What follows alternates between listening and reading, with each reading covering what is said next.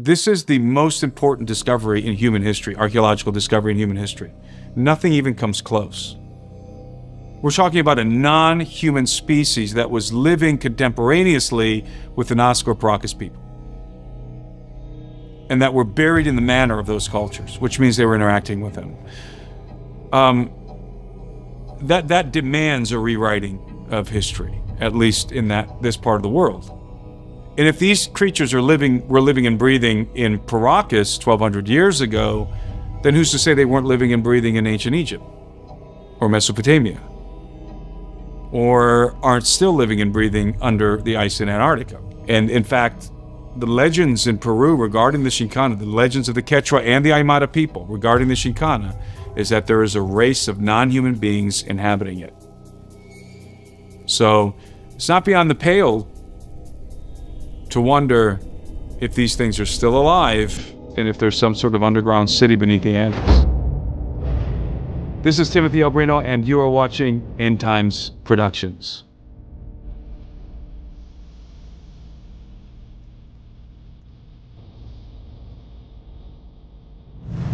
So I recently returned from an expedition in Peru. Part of the reason why I went down there was because I was invited by Professor Roger Zuniga from the University of Ica to come and examine the so-called tridactyl beings, these three-fingered mummies that are in the possession of the university. And I accepted the invitation, and I traveled to Ica. Ica is in the desert. It's kind of between Paracas and Nazca, the Palpa area. And it's an extreme desert. I mean, it looks like the surface of Mars. It's a very interesting environment. And because it's so dry, it's one of the driest places in the world, you have extraordinarily well-preserved mummies and desiccated bodies. And it's really desiccated bodies more than mummies. So this is where you find in the Paracas, Ica, Palpa region of Peru, this is where you find a lot of the mummies, the Paracas mummies and the Nazca mummies. And the Paracas mummies, when you find Paracas mummies, again, desiccated bodies is the correct term, because a mummy is wrapped and preserved in a different way. A desiccated body is the flesh is just dried.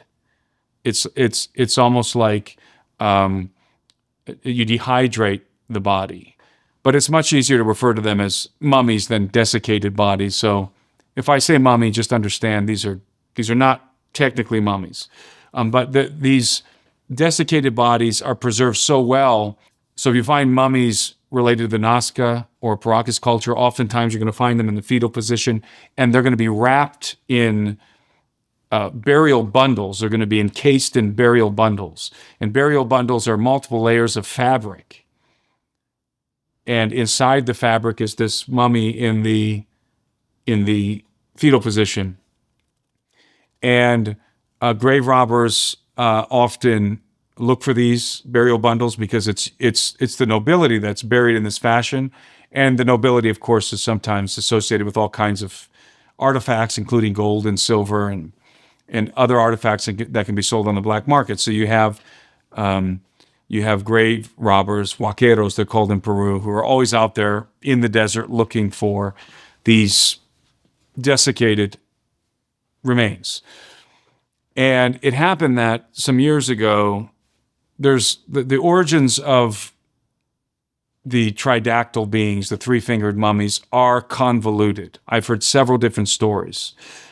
But one of the stories is that years ago, maybe 7, 8 years ago, maybe 10 by now, some grave robbers discovered a cavern or a cave or a tunnel in which 150 three-fingered mummies had been buried. And these huaqueros extracted some of these mummies and they sold them to various individuals.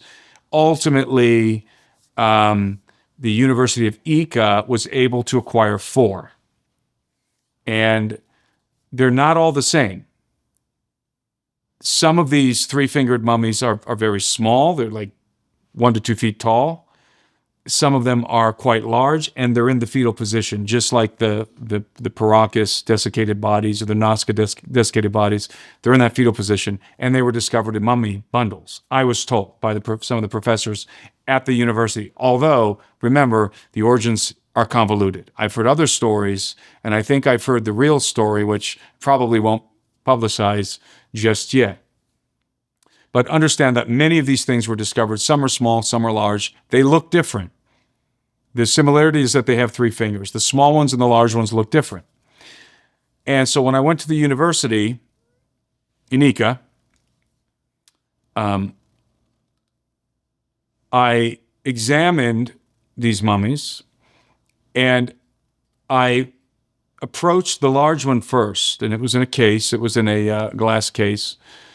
And I was immediately struck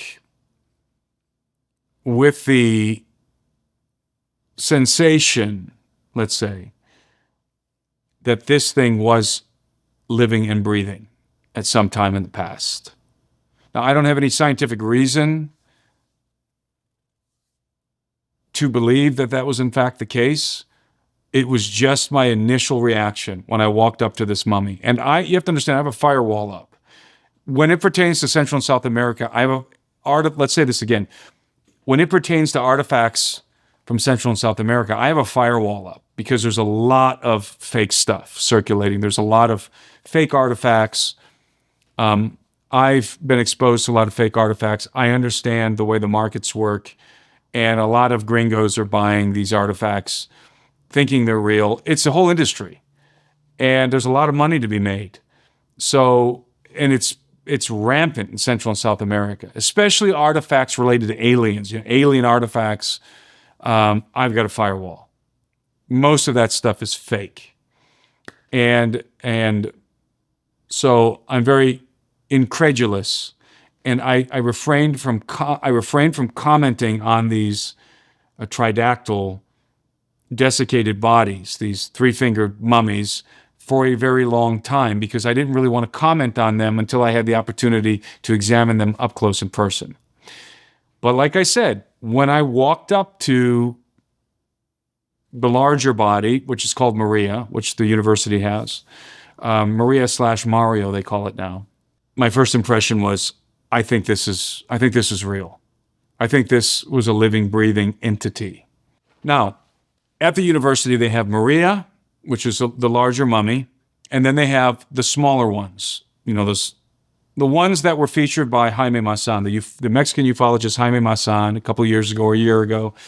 He had this press briefing, which went viral on the internet because he unveiled. There were members of the Mexican Congress there. He unveiled the alien bodies there, right? The little ones that are 2 feet tall. They have 3 fingers, and the university had 2 of those. And I did not get the same impression from the small ones as I did from the large one. The anatomy of the larger mummy, and I call it a larger mummy because although it's in the fetal position, if that thing were to stand up, it would be typical stature of the natives in Peru. Probably 5'6", somewhere around 5'6", 5'7", maybe. You have to understand that, because it's dried out, it is shrunk. The anatomy of Maria, the larger mummy, looks functional to me. There's no red flags, at least my initial observations, where this looks like functional anatomy to me. Even the way that the 3-fingered hands and the 3-fingered toes, and these are very long fingers.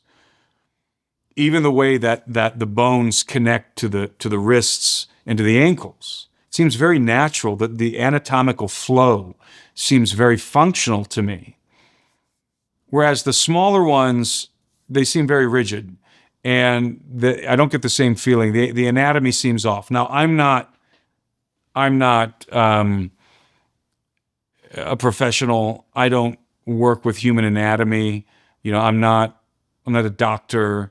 I'm not a forensic scientist. These are just my, as a layperson, my initial observations. But the small ones, they just don't look like they have functional anatomy. They don't look like they were living and breathing at some time. They look very rigid, and the joints they just look off to me. I can't imagine those things having flesh on them and walking around and actually functioning as living beings. One of them is in a seated position. It's missing its head. It's in the seated position. Again, it's very rigid. They're very rigid, the little ones. So understand that these are distinct from the larger ones. Their facial structure is totally different. The small desiccated bodies have a flat face, and they look like the aliens from the Steven Spielberg movie. I can't recall the title of it, but they look exactly like that. E.T. phone home. Paging E.T., please phone home. Phone home. And just unrealistic as far as I'm concerned. But let's return to the larger mummy, Maria. Maria has some anatomical oddities that are highly intriguing to me. For example, she has an elongated skull. And I've done an extensive investigation into the elongated skulls of Paracas. And most people are familiar with those. They're all over the internet. I've held them. I've analyzed them. We even did a genetic analysis from one of the skulls, which yielded some very surprising results.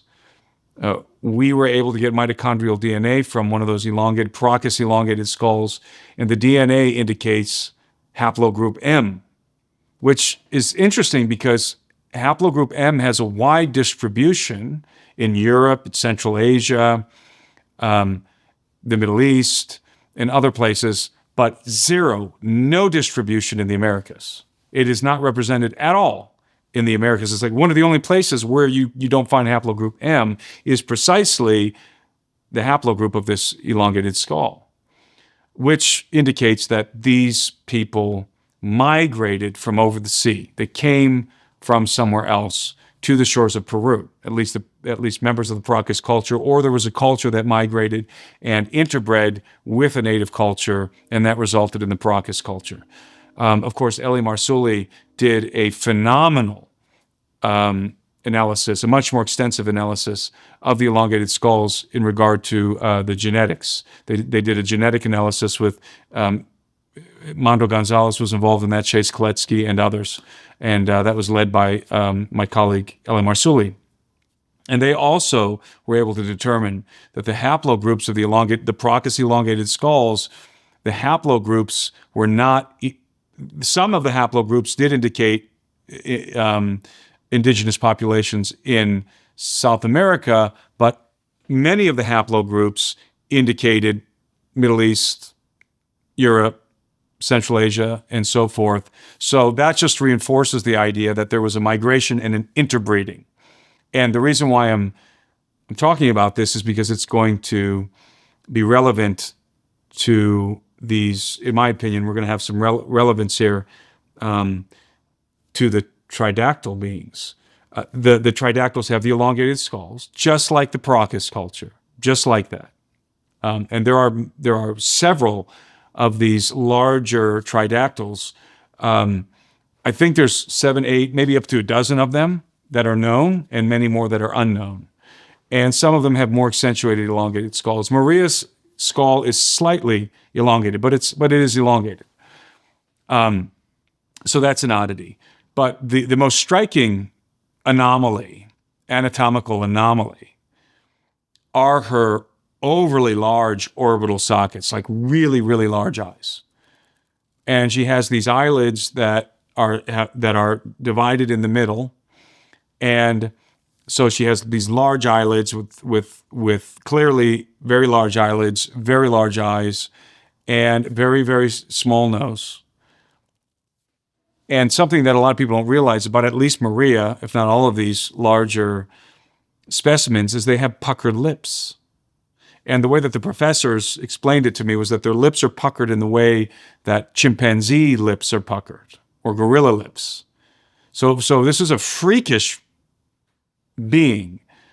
Okay, assuming that this thing was alive and breathing sometime in the distant past, you would have had this elongated skull. And by the way, they don't have ears. Elongated skull, no ears, gigantic eyes, barely a nose, and puckered lips. That's what these things would have looked like. And obviously, most bizarrely of all, these 3 fingers and 3 toes, very long 3 fingers and 3 toes. Very strange indeed. But as I said, the anatomy of these large mummies seems to flow very naturally. They do not look like they're composites. In fact, the reason why I'm even interested in these mummies is because there has been extensive scientific analysis. They've been subjected to extensive scientific analysis. And the data has been published freely online. Nobody's hiding the results. And there have been several scientific teams that have come to investigate these mummies, the small ones and the large ones. There was an American team that was associated with Jaime Maussan who came, and they were led by John McDowell, a celebrated forensic investigator. And they did MRI scans, X-ray, DNA analysis. I don't know the extent of all of the testing that McDowell's team did, but the combination of all of these different teams that have analyzed the mummies have accrued all of this kind of data. Again, MRI, X-ray, DNA analysis, and other tests and other analyses besides. And universally, if you read the data and you listen to the opinion of the scientists who have examined these mummies, they all say the same thing. Now, before I say what they say, understand that McDowell, he was not given access to the small ones. He only analyzed the large ones. And what they say, so let's be specific to the large mummies. The universal conclusion about the large mummies is that they're not fake. In other words, and when they say they're not fake, what they mean is that there's nothing in the anatomy of these mummies that doesn't belong. There's no epoxy, there's no plastic, there's no, like metal wiring. There's nothing there that doesn't belong. All that's there is tissue and bone. Sinew and bone. That's it. And skin. So there's nothing out of place in the anatomy. Furthermore, they all attest to the fact that the anatomy is natural. It seems to be natural. The way that the wrists, the way that the hands connect to the wrists, as I said, which was my initial observation as a layperson, the way that the feet connect to the ankles has a natural anatomical flow. The scientists, especially the American scientists, are not willing to say these things were alive and breathing, but they are willing to say they're not fake, and they suspect that they might have been alive and breathing at one time based on the anatomy. And that's what I'm willing to say at this point. I suspect that the large ones might very well have been alive and breathing. They might have been sucking air on planet Earth at some point in the distant past, walking around. They've been carbon dated to between 1,000 and I think 1,500 years ago. I think that's the time frame that these various mummies fall in, somewhere 1,200 years more or less ago, which puts them squarely in the time frame of the Procus culture. I find that to be very intriguing. And one of the most interesting things that Dr. Zuniga told me was that the DNA analysis across the board was indicating 30% human DNA, 70% anomalous. And Zuniga highlighted the fact that human beings have more, genetically speaking, have more in common with a papaya than with these tridactyl beings. We share about 40% of our DNA with a papaya, according to Dr. Zuniga. So that's very interesting. And when we talk about anomalous DNA, we're talking about DNA that does not conform to any known creature on planet Earth. It's anomalous. It's unknown. Zuniga and his colleagues at the University of Ica are unequivocally convinced that these mummies are real, in the sense that they were living and breathing, including the small ones. Now, again, my initial observation is I'm persuaded at this point, based on my initial observation of these desiccated bodies, that although I do believe the large ones very well could have been living, breathing beings, I am not persuaded that the small ones were living, breathing beings. I think, and I always reserve the right to change my mind. It's just my sense. And again, I don't.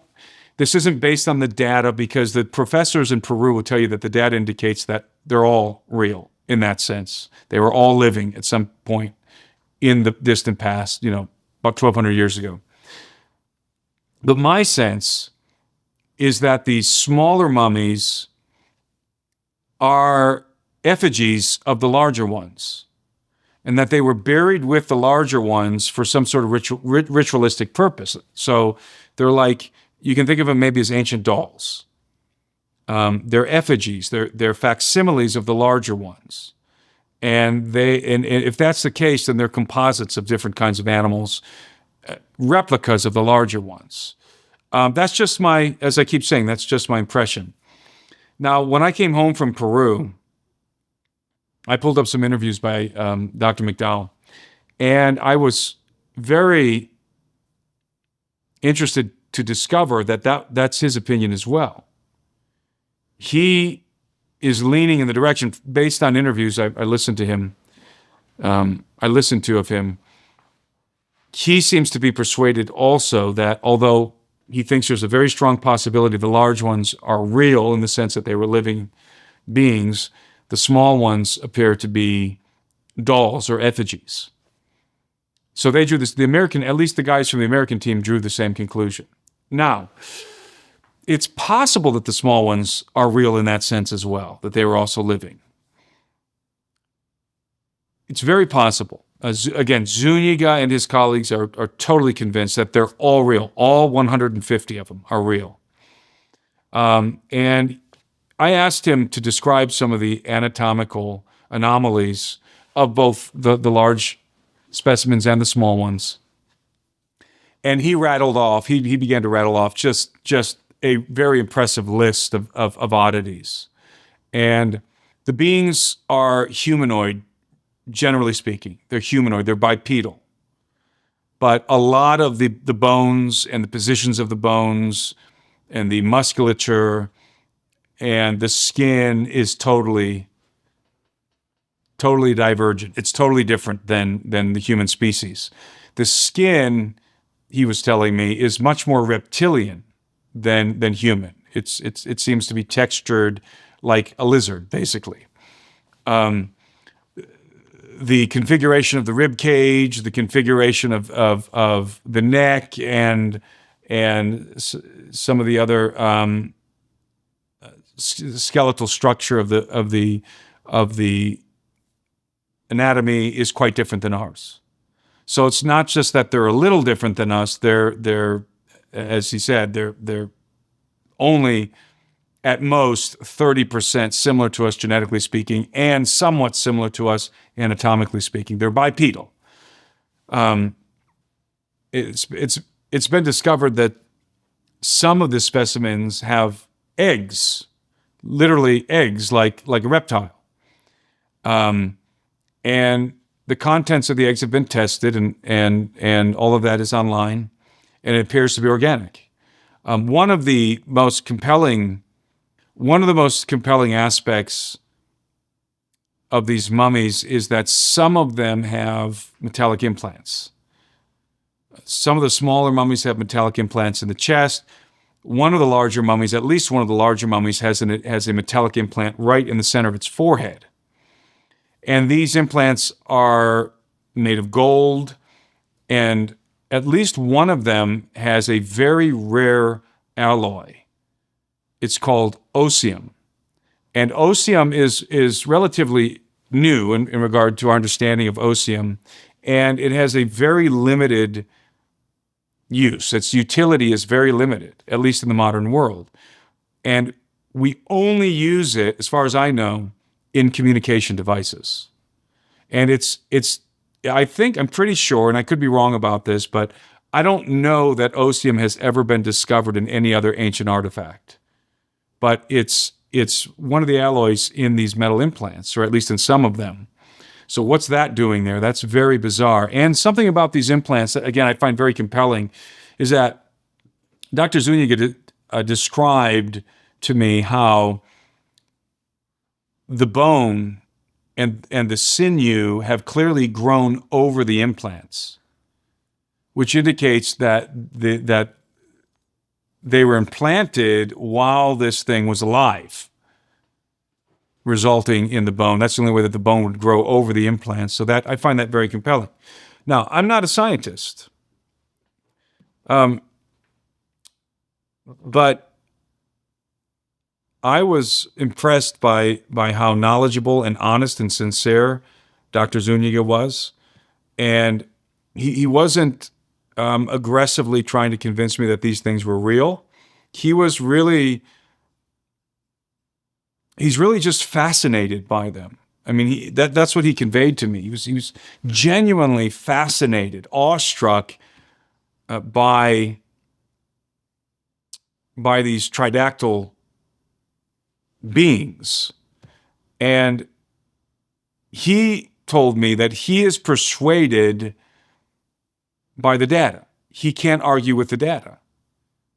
And because I pressed him on this, I said, do you really think the little ones are real? I mean, their anatomy is so bizarre. It doesn't seem functional to me. What do I know? But as a casual observer, the anatomy of the little ones doesn't seem functional to me. And he said, I know, but all of the data indicates that they're real. And I can't argue with the data. That's what he told me. He said, I have to acquiesce to the data. So I asked him, what the response of the Ministry of Culture in Peru has been. And initially it was very hostile. The Ministry of Culture was convinced that these were fakes, hoaxes, and there was an incident in which 3 of the smaller desiccated bodies were confiscated in the airport. And what I've been told, and I believe this is a proven fact at this point, is that the bodies that were confiscated, at first the press made a big deal about this in Peru and said somebody was trying to smuggle out these artifacts from Peru and they were found to be hoaxes. And that disproves all of the rest of the 150 mummies. See, they're hoaxes. I mean, and they were clearly not real. I mean, they were hoaxes. They were composites of different creatures, and I think there was epoxy in them. And but it later was proven, as far as I know, and this is what I was told in Peru, that those, and in fact, the person who was in possession of these artifacts admitted that they were facsimiles. In other words, they were models based on the actual mummies. And so the conspiracy theory is that the Ministry of Culture orchestrated this confiscation at the airport to disprove the authenticity of the mummies. Case closed. See, we dissected them. They're fake. They're all fake, right? That somebody wanted to disprove the authenticity of the other mummies. So it seems to me that there's some credibility to that story. I was told by the professors in Peru that had happened. So if in fact the confiscation of these fake alien mummies, 3-fingered mummies, was orchestrated by the Ministry of Culture or somebody else, then that lends credibility to the authenticity of the mummies, of the real ones. So these are my initial thoughts. I reserve the right to change my mind. I am convinced that the larger mummies, Maria and her like, were alive at some point in the distant past, namely circa 1,200 years ago. And I do believe that they are related to the Paracas elongated skulls.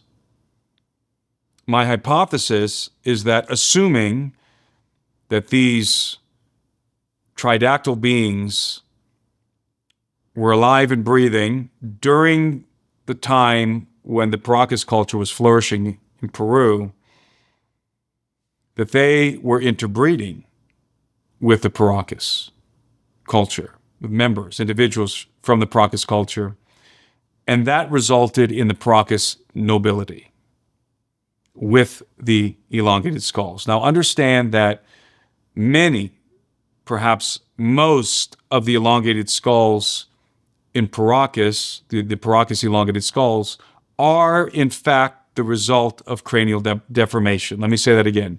They are the result of cradle headboarding and head binding. Artificial cranial deformation is the correct explanation for the majority of the elongated skulls. However, I am persuaded that the noble class, that the elongation of their skulls, which is much more accentuated, they have much larger craniums, is the result of a genetic variation. It's a genetic anomaly. In other words, it's natural. I'm convinced that fetuses, I've seen evidence that fetuses have been discovered with elongated skulls. And if that's true, it's case closed, because you can't cradle headboard a fetus in the womb. So if you have fetuses or really, really young newborn babies with elongated skulls, then you're looking at the product of a genetic variation. So, again, assuming that the tridactyls were real, and assuming that some of the elongated skulls, namely of the Paracas nobility, are the result of a genetic alteration, then it seems reasonable to me to infer that there was interbreeding.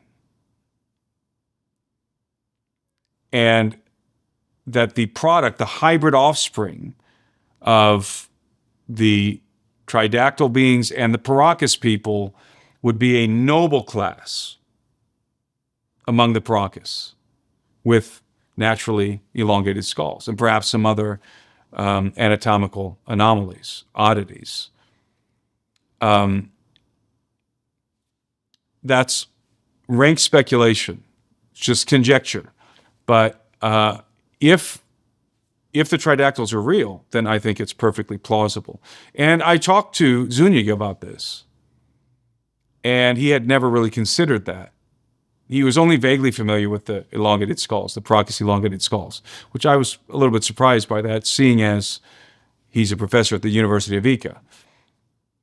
But he conceded that it's possible.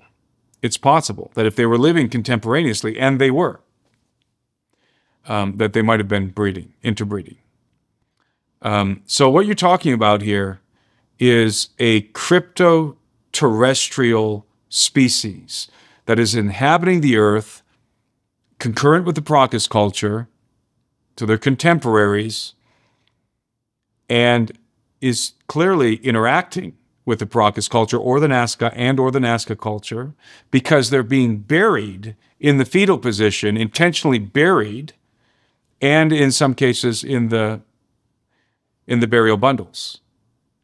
This indicates that they were alive, they died, and either the Paracas or the Nazca culture buried them in the manner of the Paracas and Nazca cultures, which means they were interacting with them. So the question is, what in the world are they, and where do they come from? I suspect, assuming again that they're real, I suspect that they're subterranean. There is some indication that they could be aquatic, but I suspect they're subterranean.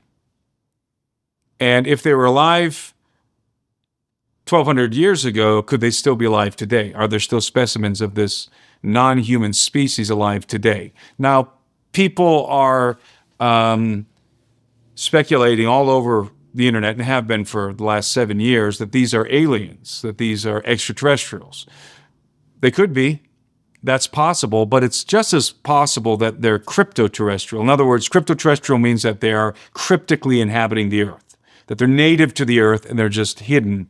They're concealed. Their existence is concealed from us. In other words, they're living inside of the Earth, in the bowels of the Earth, and caverns and tunnels and whatever, underground cities maybe, or maybe they're living under the oceans. Who knows? I mean, the speculation is endless here. But I do want to make it clear that it is still possible that they're hoaxes. I think it's very unlikely because if they're hoaxes, this constitutes the greatest hoax in the history of archaeology. This is certainly the most complicated, the most complex hoax ever perpetrated, if in fact these mummies are hoaxes. I mean, the level of detail that went into them is unprecedented. And remember, there's hundreds of them. So to me, it's unlikely that they're hoaxes. So that's one possibility, that they're hoaxes. And when I say hoax, what that means is they were purposely created to be sold or to be marketed to the world as if they're real and with a financial incentive. That's a hoax. It's also possible that they're real artifacts, but they weren't real beings. What do I mean by that? It's possible that an ancient culture, such as the Paracas de Nazca, created these composite beings and buried them for some ritualistic purpose. That, in other words, the mummies are real in regard to the parts involved in the composite, right? But they weren't living, breathing beings. That's another possibility. I find that possibility to be more likely than the hoax, but in order for that to be true, you have to attribute a lot of skill to the Paracas or Nazca people in creating these mummies.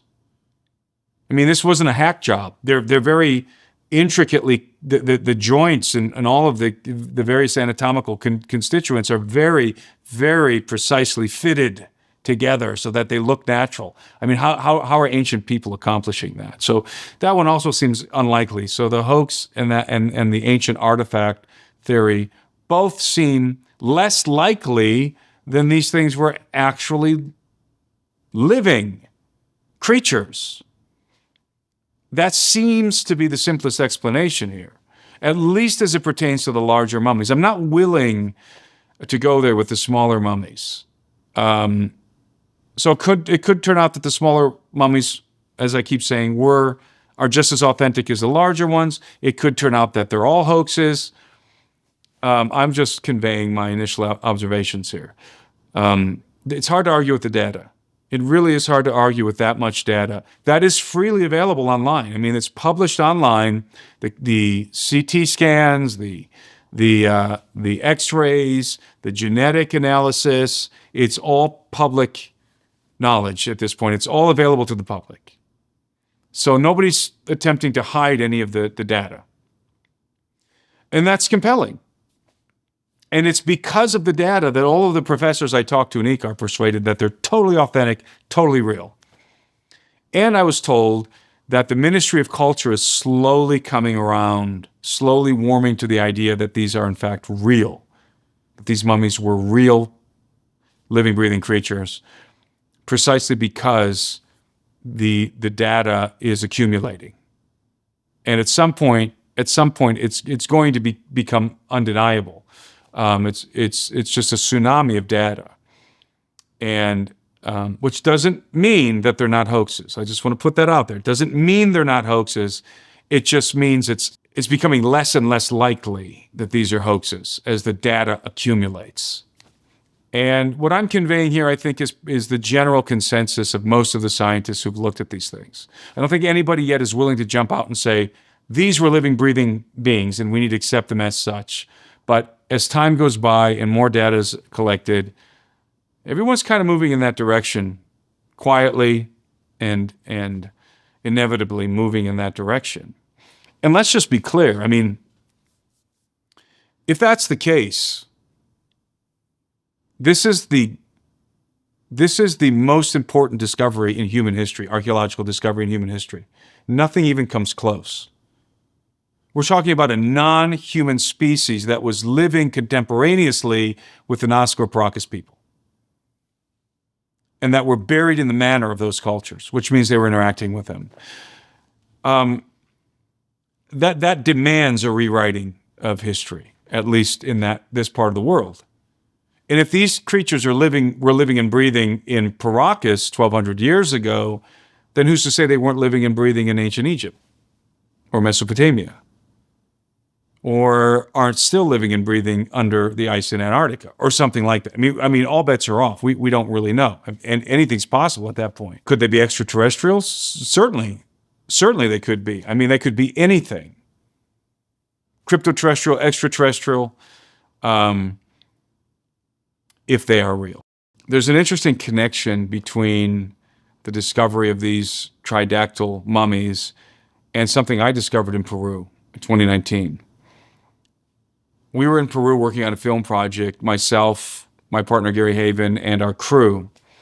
And at the time, we were driving into the desert of Pisco, which is, you have the desert of Pisco, Paracas, and Ica, the Palpa area. It's generally the same area. I mean, it's the same sort of terrain.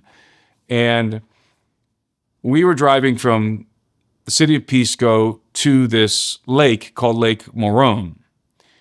And at the time, we were looking for treasure. We were filming a treasure hunt, and we were looking for Inca treasure in the lake. And our route to and from the lake, we would pass an archaeological site called the Chongos Necropolis. And the Chongos Necropolis, it's not a roped off archaeological site. It's totally open. And it's the main feature of the site is an adobe pyramid, a large adobe pyramid. And it's in ruins, but it's an adobe pyramid. It's pretty impressive. And I remember we were driving to the lake, and I'm looking at the pyramid, and I had this intuition that there was something beneath it. And specifically, it was very specific. The intuition was that there was a tunnel beneath the pyramid. And I told my team, there's a tunnel beneath that pyramid. We need to take our GPR unit out there and drone the pyramid. We did. Our GPR team went out there. They flew the drone around the pyramid, and we discovered not one, but two massive artificial tunnels 100 feet beneath the Chongos Pyramid. These tunnels are so large you could drive a semi-truck through them. And all of this is featured in a film series that's available in my community. If anybody wants to watch this, see the data, see us drone the site, and see what we discovered, you can go over to my members community. And if you're an annual subscriber, you get access to those films. And we have the 3D renderings of the tunnels through our GPR technology. And I mean, they're huge. And we have no idea how far they go. But they're there. There's two massive tunnels, and they're sort of crisscrossing beneath the pyramid. And understand that the Chongos Necropolis, archaeologists believe that was the center of the Paracas culture.